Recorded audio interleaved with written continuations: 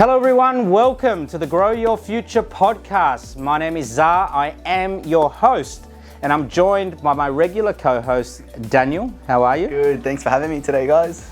And we're also joined by a very special guest who's been on here before, who shares the same last name as me because she wants to be me so bad. Jade Azmi, welcome. Thank you for having me. Thanks for having me back. Good to have you back. Like, you haven't been on for a while. What have you been doing? Nothing. No, I've actually been investing in property, which is why I really wanted to come on here today and talk to you guys and shake things up a little bit. And yeah, I've been getting a lot of questions on my social media, and I know you have too, Dan. Yes, I have. So we just thought we'd come and combine all of our questions and just answer all of these today on this platform. Before we get involved in the questions, I just want to say that Jade's been really busy with her own podcast, right? So she's been too busy to jump on ours, and we've been fortunate that she's been able to give us her time today. So thanks for coming in, Jade. Just tell us a little bit about your podcast. Yeah, so we've filmed 4 episodes now of it's called the Industry Podcast. I can put a link in my bio after today. It's a business podcast. It's about, we go by the saying, no matter what industry you're in, that this podcast is for you. So we talk about business, finance, relationships, real estate, everything. That's awesome. So I've made an application to be a guest on the podcast, so I'm just waiting to hear back. When did you start that, Jade? Last year. It was a 2020 goal. It was one of my big rocks, and I finished it. So we've hit the ground running in 2021 with it. So, That's awesome. Yeah. That's awesome. Well done. Thank well you. done. So, okay, let's jump into today's podcast. We've got some questions that you guys have been asking your audience through social media. And we've gotten a lot of questions, right? So today we're just going to have a conversation about, some of those questions. We're going to try and answer them as best as we can. Some of them might seem repetitive, so we might skip over them. But let's go for one. We'll start with Jade. Yep. So one of the most common questions, I'm going to start with a common question that I get is, how did you get started in real estate investing? For me, I started about 12 years ago and bought my first property on the Central Coast, and that's still in our portfolio today. And I guess it's more behind the reason why I started property investing is because, I don't come from wealth, and as do you. And it was just a way of, building a future for ourselves and, having that freedom for the future and, being able to have choice for ourselves in the future. So that's how I got started. Just saved $70,000, bought my first property. I worked really hard. I worked 3, sometimes 4 jobs at once. Started from the bottom. Well, Jade, that's a really good question that you got given. And what I want to ask you, based on your answer, is I know for myself the reason I got started in was because I wanted to build a level of financial freedom and I guess have a backing where I can support my family and really have something there where if I do a business and it fails, I've got that security, or I've got something at the end of the day that could help fund my lifestyle. So I want to hear why, what was your why as to why you got started in property, just like off your how? Because I knew that was going to create something for the future, because what I was doing wasn't going to be an answer for the future. So I knew that was the thing that I could learn. Always had a passion for building wealth, just didn't know how to do it, but taught myself. Zah obviously taught me everything I know in property, and so I learnt off him for all those years. But the why was really because there was nothing there, and I had to build something. I knew I had to do something because there was nothing handed to me on a silver platter. And I think there are a lot of reasons why people start property investing, right?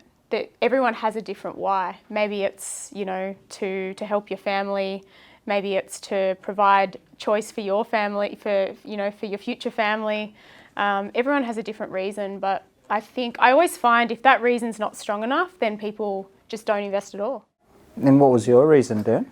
My reason, so growing up, similar to you guys, I had a few hiccups along the way and adversities that I had to overcome and my family had to overcome. So growing up, my mum was a single parent. I lost my father when I was growing up as a kid, and then his brother died. So it was like the onus as the man in that, my dad's side of the family became on my shoulders. Like, not that it is, but it's just like something you kind of growing up, you got to step up. Yeah.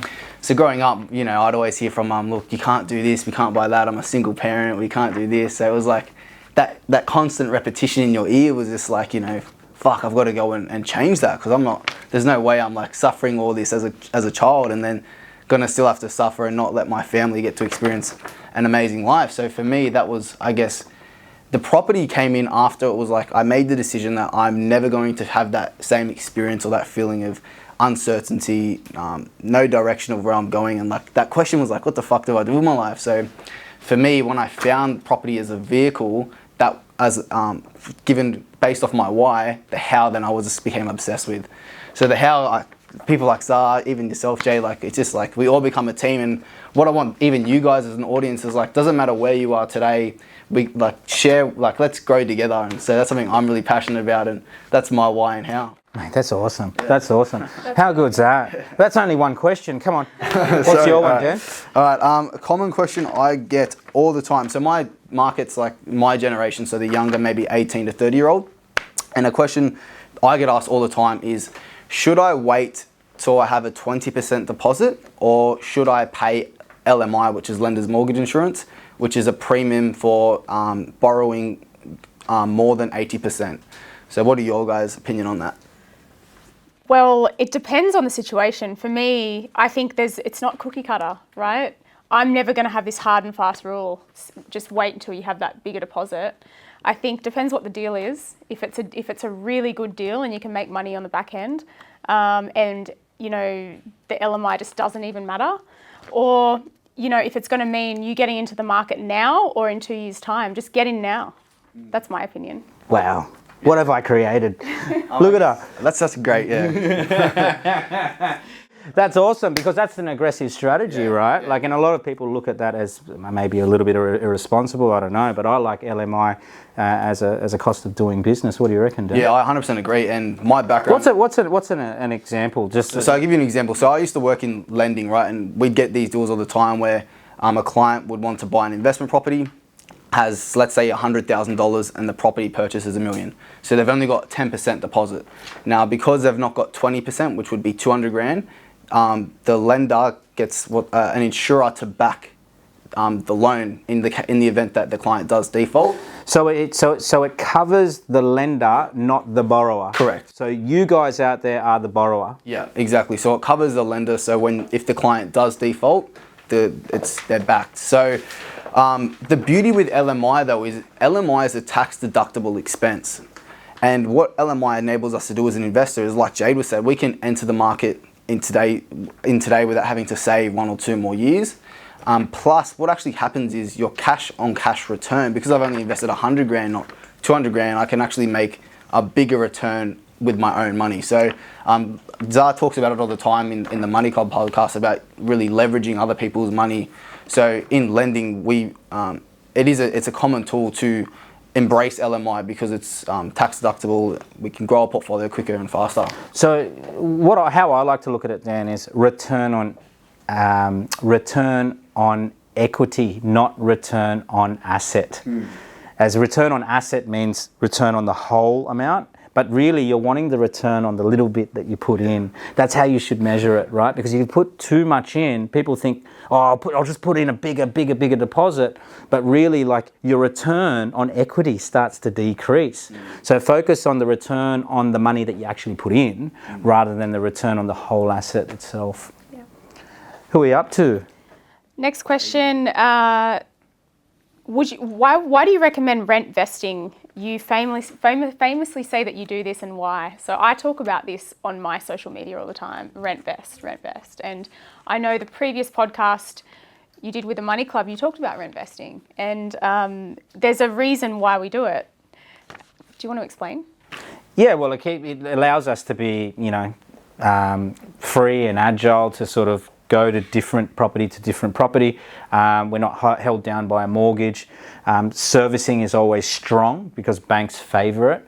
And we also get to live where we want to live. That's probably the main thing, right? And that's the value we get from it. A lot of people say rent money is dead money, but to us it's like, well, we're actually getting a lot of value from it, and we wouldn't buy the apartment that we live in at the moment because, you know, too many parties, too many noise complaints.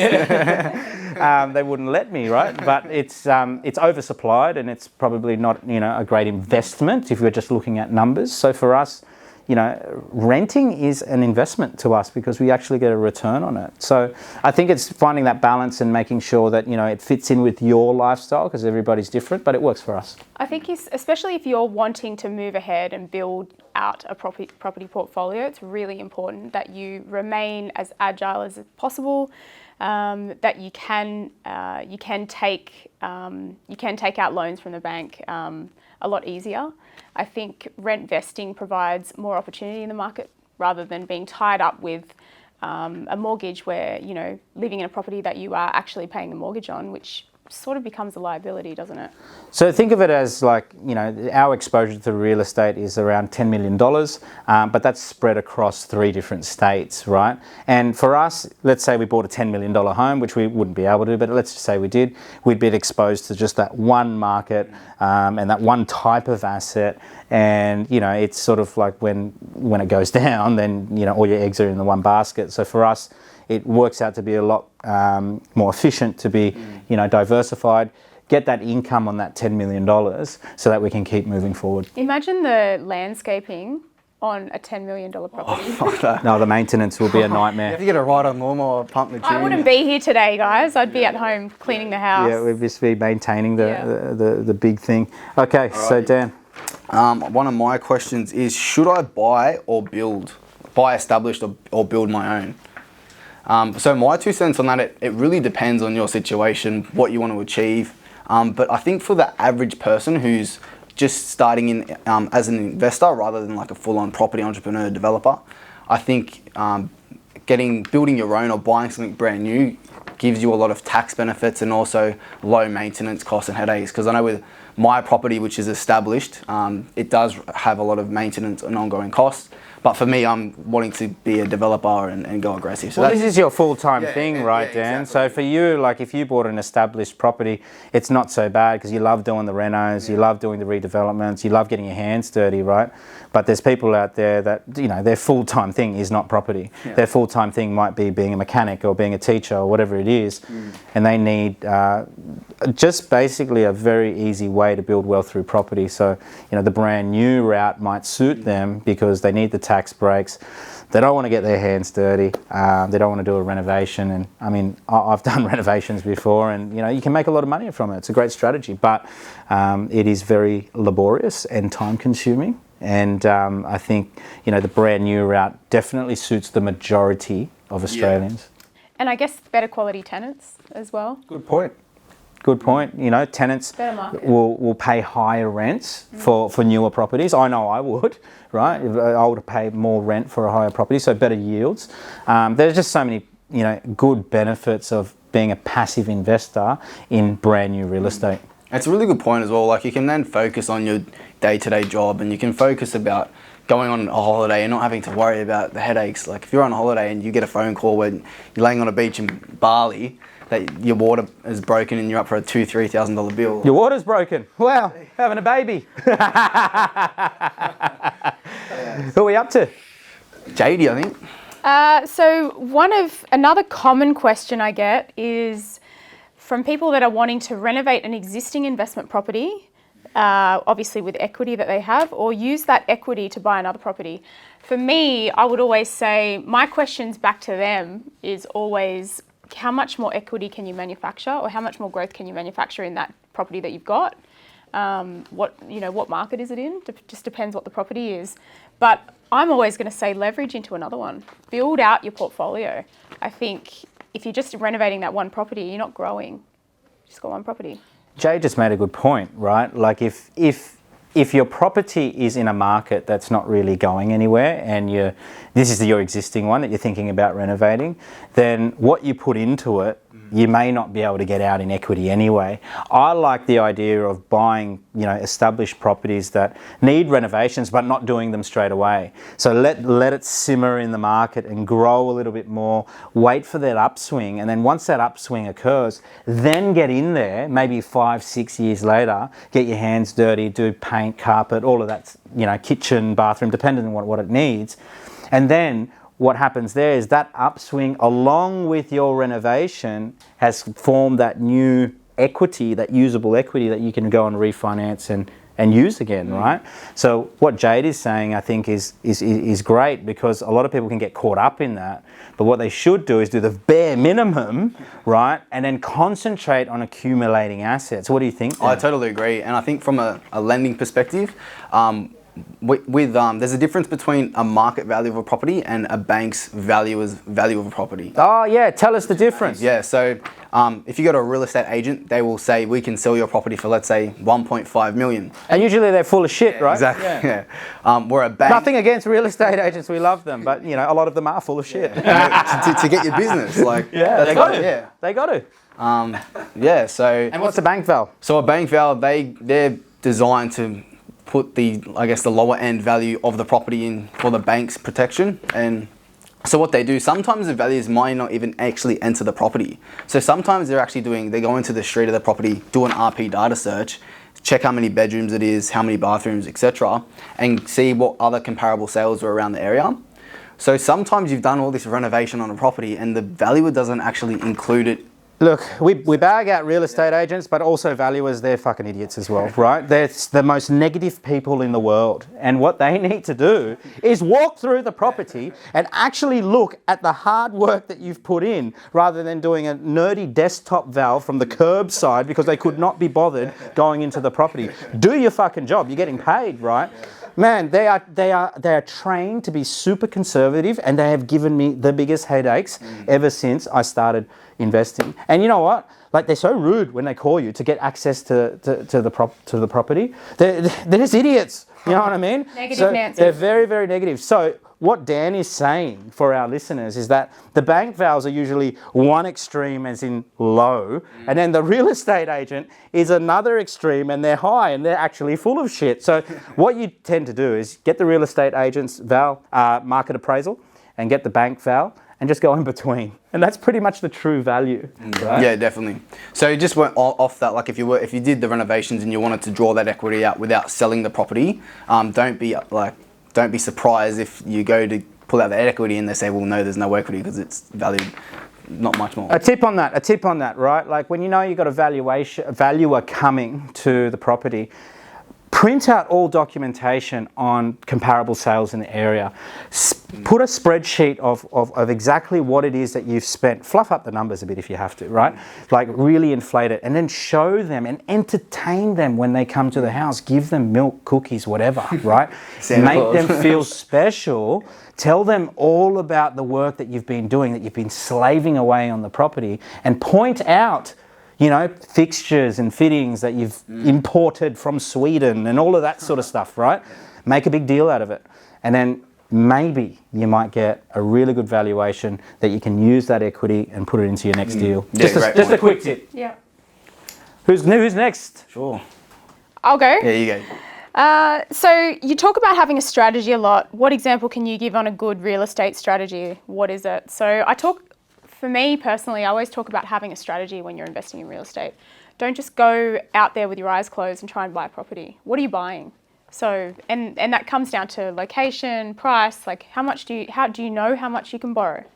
How much money do you have in the bank? Who are you investing with?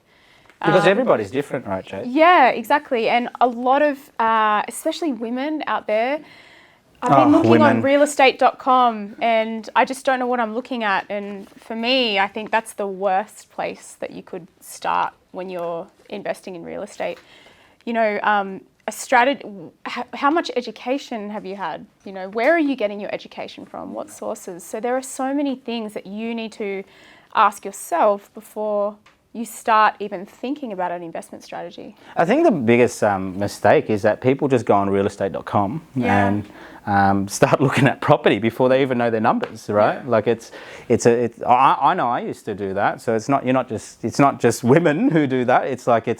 I think everybody goes through that stage where you think it's the property first and the investment last, where it should be investment property. So the investment first, right? So the numbers first. And then you go to the property, which is basically just the vehicle, right, Dan? Yeah, exactly. I totally agree with that. And I think often, like, especially my age group, they are very like following the next big trend, like Airbnb or this strategy, the reno, the flip, the this or that. So, yeah, I totally agree with you guys. So I think coming back to a strategy, it's very important. Assess what you want to achieve, and then we'll map out a strategy from what you want to achieve. Well, it's really just about numbers, guys. You know, it's about, okay, what is your capacity in terms of your incomes? How much capital do we have to use initially? You know, what are our goals and objectives? What's our current financial position? Do we have kids? Do we not? Are we going to get married? Are we going to have these holidays in the next 10 years? You know, what age are we? Where are we at in our careers? There are so many variables, right? And we've really got to just assess that and go, okay, well, what's realistic, a realistic outcome? You know, we always spruik the 10-year acquisition strategy, $10 million target, but you know, realistically, not everyone's going to get to that. So we've got to go, okay, let's strip it all back, reverse engineer it. What is it that we've got to do? What's your strategy as an individual or as a couple or as a family? Let's go and stick to the plan, right, and go through the process. And everyone's different. Just on that, with strategy, not everyone's going to have the same strategy. I had a completely different strategy than someone else would have had. You know, we have we've had high risk and low risk roles in our marriage for a very long time, and they've been flipped at times. You know, if you're an entrepreneur and someone else is in a job, you can do different things with you know, investing that way. Just depends on, you know, your mix as well. I hear a lot of people say, you know, I want to invest in the place that I grew up down the road because, you know, I really know that area. So my answer to you guys is go out and get educated, because that's a really, really bad strategy unless you live in a good market or you grew up in a good market. Yeah, it could be a good strategy. Yeah. It could be a good strategy if you get lucky, right? Maybe. Yeah, you might hit the jackpot, but you know, generally speaking, it's not a good strategy. You know, it is important to not just focus on markets or the property. It's focus on the numbers, right? What can you do? What are your outcomes? Like you said, Jade, don't just buy any property, right? We've seen people do that before and they just get roadblocked. Yeah. Right? You want to keep going and keep building the portfolio out. Yeah, definitely. Awesome. So I'll go with one of mine. This one's actually one I get quite often, which is a bit of a technical one. So bear with us. It is, if I'm investing, should I get an interest-only loan or a principal and interest loan? Now, just quickly, being in lending and finance, I can tell you now that principal and interest is the worst thing you can do as an investor. If you want later down the track, we can do a really detailed video and I can show you that it's like a 30-year trap, and with interest only, you have the ability to actually pay home loans off in about like an 11-year period if you structure it correctly with offset accounts and things like that. So I definitely would say interest only, stay away from principal and interest as much as you can. And what are the, oh sorry, Jade, what are the other benefits, Dan, of interest only? The interest portion of a loan is tax deductible, first of all. Secondly, although the interest on paper looks like it's higher, like say it's 5.5% where principal and interest is like 5%. Well, the thing that happens with principal and interest is the banks are sneaky. They do something called interest forward loading, where they actually put all the interest at the beginning of the loan. So for the first 10 years of your loan, you're basically paying off like zero principal. So, but the benefit with interest only is that if I've paid my minimum interest repayment, any additional repayments I make to that loan reduces the principal. So I could, in like say 5 years, could have paid off a large chunk of that principal. So interest then gets charged at say I borrowed initially 500 grand. So initially I had 500 grand, but in say 5 years time, I've put 50 or 80 grand in my offset account, or I've eaten away at the principal. Interest then gets charged at the the new amount, so like 450,000 or 430,000, where principal and interest, they've amortized your loan as the same repayment each month. So it's the biggest, like, the banks don't tell you this, and it's the biggest scam. So just, yeah. And this is why you need to have good people in your corner, right? Yeah. People that can educate you. This is part of your strategy that I was just talking about before. If you just go out there, find a property on realestate.com, find a bank, a lender that can lend you that money, go with principal and interest, it's a bad strategy. Well, like Dan was saying, they lure you in with the cheaper interest rates, right? Because everyone just focuses on rate. But what they don't understand is that your repayments, for example, will be on P&I, like principal and interest, might be $2,000 a month. But on interest only with a higher rate, might be only $1,000 a month. So with an extra $1,000 in your pocket per month, what can you do with that? That can go towards an extra deposit for another property, right? So basically what we're trying to say, if you really strip it all back, it's having more control over your money.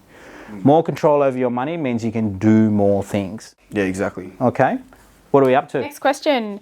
Why the urgency to get into real estate investing right now? For me, I think there's never been a better time to buy real estate. And you could always say that, right? You could always put that term out there because now is the best time, no matter what time. But right now, the interest rates are so low, money's so cheap. Why wouldn't you? It's relatively easy to get lending now. And Well, it's the cheapest it's ever been. that's right. So just for an example, when you guys started investing, what was the interest rate you used? 9%.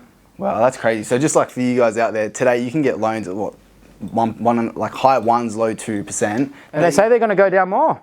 It's crazy, and you guys were paying 9% plus. Let's say let's say interest rates were 9% right now, and you were 22 years old, 25 years old. It would still be a good time for you to get in the market. Why? Because the earlier you get into the market, the more you can grow out your portfolio. For us, like we started 12 years ago, 13 years ago, and I'm so glad that we started 13 years ago. I don't even care what interest rate we were paying. We're still in the market, and now we've been in the market for so long. We've seen so many, markets, so many cycles. So Thank God, you'll blink. Yeah. You'll blink, and another 10 years will go. When Jade says 12, 13 years ago, it went like that. It went so fast. And a lot of people as well, they talk about, I'm going to get into the market next year. I'm going to see what the market does this year. I'm going to see what the interest rates do, what the banks do with lending. Like, what are you going to see next year? There's going to be another excuse. So just get it. Now's the right time to get in the market. I'm waiting for it to crash. There's always an excuse, right? And there's always those people out there that try and time the market. But we always say it's time in the market. That's right. Right? So if you can afford to buy, just buy. That's what we do. Every time we've got this surplus of cash and the banks go, yep, Zah, when do you want another loan? Yeah, no worries, we'll buy something, right? So always be buying when you can. And if you know your stuff, if you're educated in the market, you can outperform any interest rate. So it doesn't really matter. Like there's always a deal out there to be made, right? That's a great point. While people aren't investing in real estate, they're sitting on realestate.com waiting for the market to change or waiting for the interest rates to go down, whatever they're waiting for. I'm buying those properties and they're not. So, and I've got a really good point to add on to that, right? Is that back in 2017 or 18, I bought at the peak of the market in Newcastle, cracker property, and everybody said, Zah, you've bought at the peak, you fucked up, why did you buy it? And then 2018, 2019, we had that big correction, right, where there was a big pullback. And I was really hating myself. I was like, I've bought at the top of the market. Now, in 2021, that property is worth so much more. It's literally worth a couple of $100,000 more than I bought it for back at the peak of the market when everyone said I was an idiot. Right? And I'm the last one laughing now because I actually got into the market when everyone was scared, right? So that's a really good example of just get in when you can. Like don't delay it anymore. 100%. And also as well, you got to remember if you wait to when everyone starts to enter the market, then good luck getting stock. Good luck getting a cracker deal. It's hard enough as it is now. Good luck getting a good floor plan. Good luck negotiating on price. That isn't when we talk about getting into the market at the right time. It's not like you're going to go and sell that property straight away. We're not buying to flip. And one of my questions coming up is about flipping or buy to hold. Unless you're buying to flip, then just buy it. The market will do the work later on. Whether it's, in 6 months or 6 years, buy the property, leave it in your portfolio and keep growing. Because it's a buy and hold strategy, right? That's what we always say. We don't like flipping or trading property. Yeah. We want to buy and hold because the wealth is in the holding of the assets. You've had good experience with doing both, haven't you, Zah? Like I remember you were telling me a couple times, you've done these developments and you just by the time it's complete, finished and you've taken up your after-tax dollars, it's fuck, I should have just bought an asset. You should have just done a house and land, I look at it all the time. I look at the numbers and it was great experience. I guess that was the return on the investment, the experience. But when you look at the numbers and you really strip it all back, you kind of look at it and go, well, I don't have those assets anymore.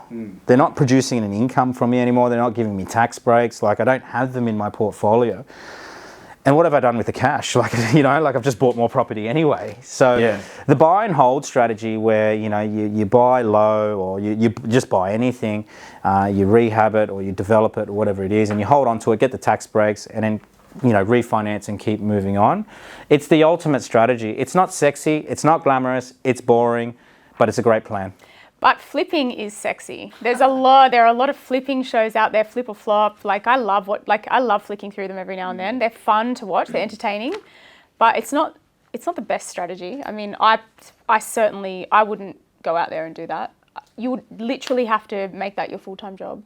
Well, in a world of now with money being worthless, right? That's all you're going to end up with. You're going to end up with money. You want to end up with hard assets that are going to generate you income so that you can, retire off that income later on down the track, right? Because you're only going to want to buy more assets with that money. Yeah, exactly right. Let's say you made 500 grand on development. What are you going to do with that 500 grand? Buy more property, right? So you might as well just hang on to the property, let it grow. And I think people are just too impatient. They want that fast cash now. And all it does is feeds the ATO, right? It feeds these real estate agents who we don't even like, right? Ego. And it feeds your ego, right? So it makes you feel good for 2 fucking minutes, and then you're like, oh, well, I've got to go do something with this money again. So buy and hold is king. Awesome. Is it Jade's turn or my turn? Your turn. Okay, sweet.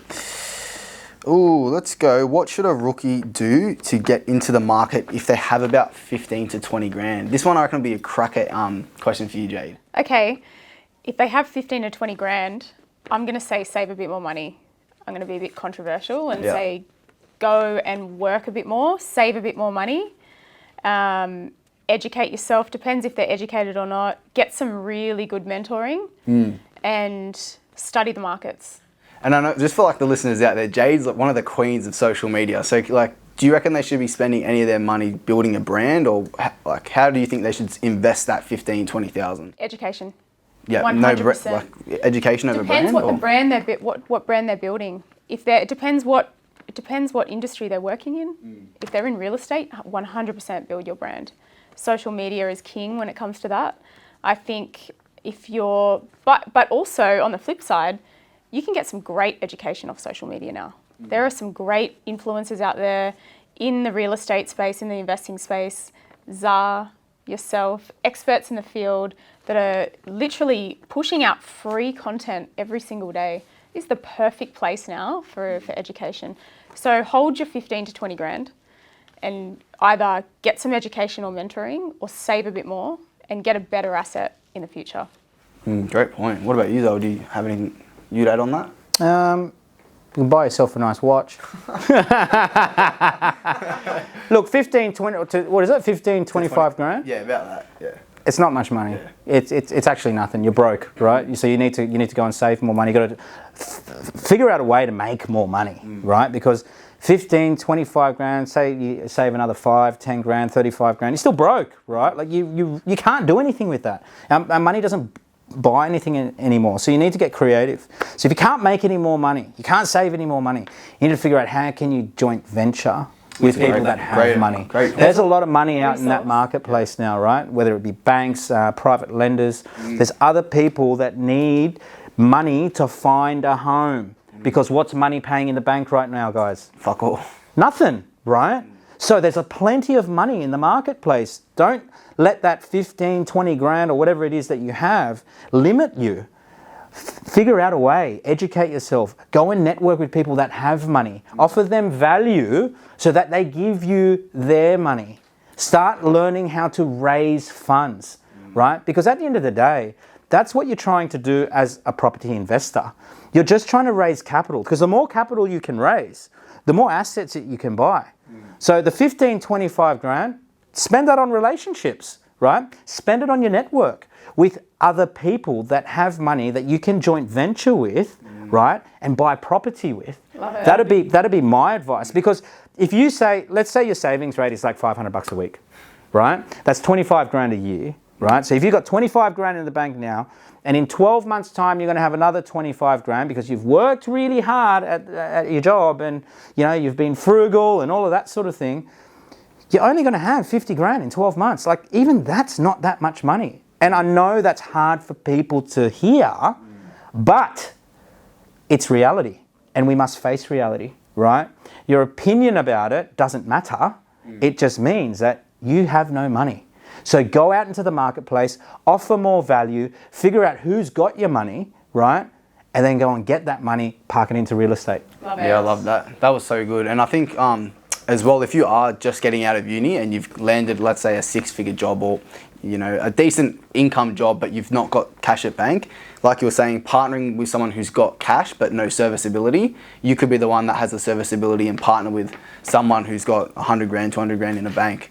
That's, you know, they've either... Or you might have the skills. Yeah. If you go and learn the skills on how to do a property deal, but you don't have any money, no serviceability, nothing, but you've got the know-how, man, there's not many of those people around. There's more money in the marketplace than people with the skills to put a deal together.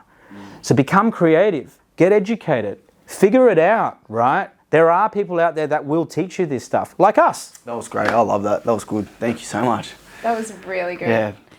Question from me. This was from a female, one of my female followers, and I get this a lot too.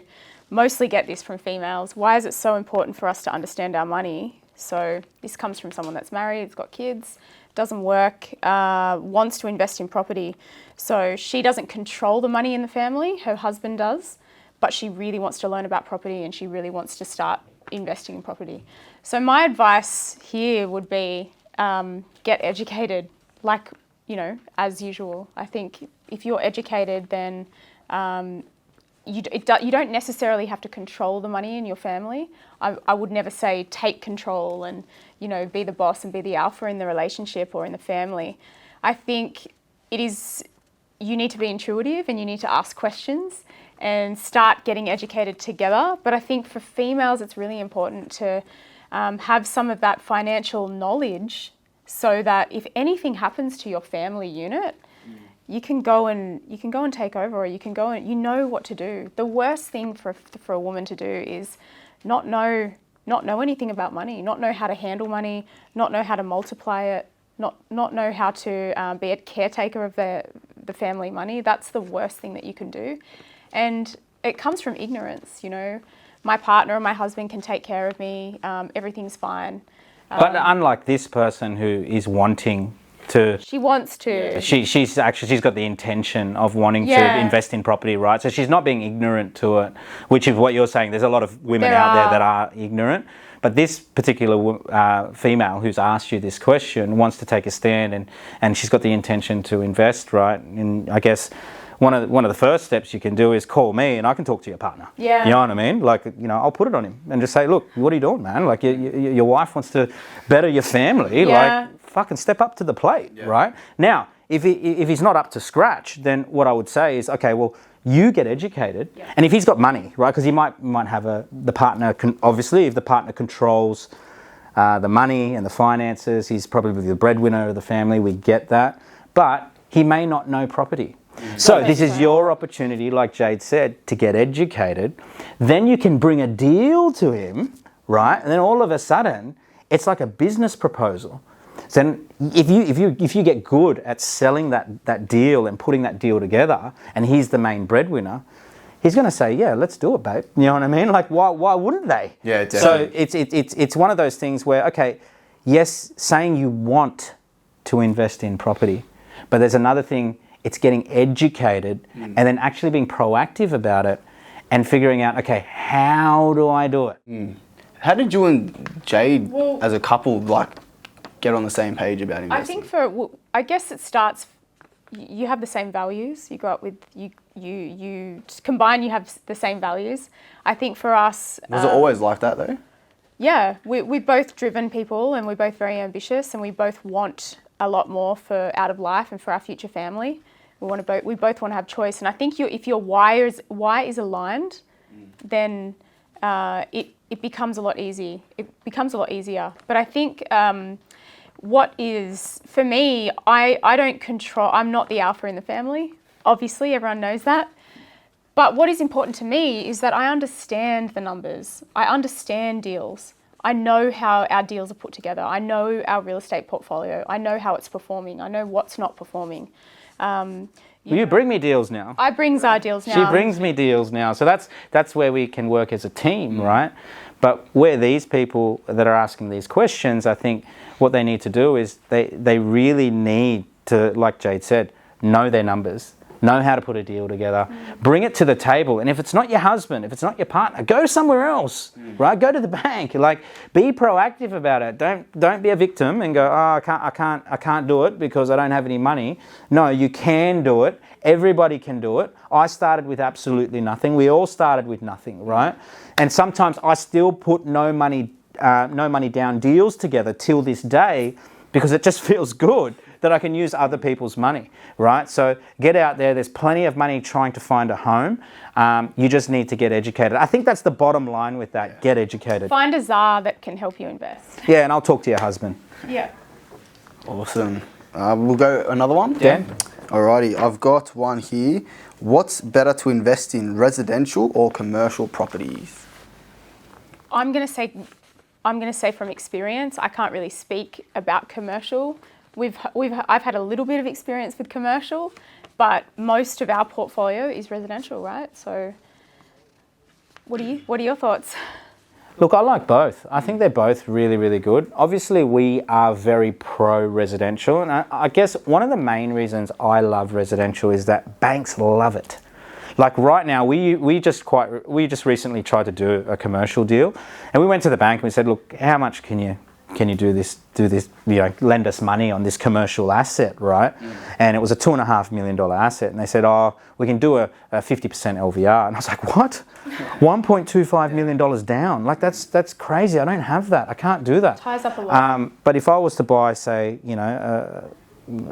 call it a $1 million asset, I'd only need to put $100,000 down and the banks would be happy. Yeah. So I think, exhausting the residential route first is probably your best way because you can leverage so much more. And when you have that capital, right, then start exploring commercial. But then again, with commercial, Dan, you know a lot about commercial, right? You can lose as well. Even though you can make a lot of money, it is high risk. You can lose quite big as well. So I agree. I think residential's when it comes to the reality of it, I think, look, both are really good. It's just the strategy you want to take, and at the end of the day, you can actually do commercial style transactions on residential property. So if you can make both work well. But like Zah was saying, you are limited to your access to leveraging on commercial properties. So for the average person who doesn't have a high initial starting point, who needs to go and leverage maximum amount, residential is the vehicle that you can go about doing that. I think people overcomplicate it, right? They start thinking about all these complex strategies and complex types of deals, and it sounds sexy because it's different and no one knows what you're talking about, and it's like everyone's really impressed by all this shit that's coming out of your mouth. But really, what you should do is just, just your normal, simple bread and butter house and land, apartments, townhouses in really good located areas. Buy the best asset that you can for the money and the capacity that you have. And just let it grow. Let it grow, and then once it grows, tap into that equity, go again and repeat, rinse and repeat, and keep it simple. Make sure you're sticking to the 5 fundamentals that we always talk about. And then, only then, after you've graduated with, a decent residential portfolio, then go for it with commercial. The sky's the limit with property investing, right? As long as you stick to your strategy, you buy right, you stick to the fundamentals, your portfolio is only going to grow. So commercial then becomes more within reach, and you can take those bigger risks down the track. So you can absorb the losses if you do have those losses, right? Yeah, exactly. All right, so we wrap that up here. We've got plenty of other questions, but Yeah. we've sort of gone over time today. I've really enjoyed this one. Thanks for coming on board for today's podcast, Jade. It was excellent having you in. And Daniel, thank you as always for providing those really good questions. Guys, I hope you enjoyed the podcast. Thank you for listening. We'll be back in another couple of weeks. Peace out. See you guys.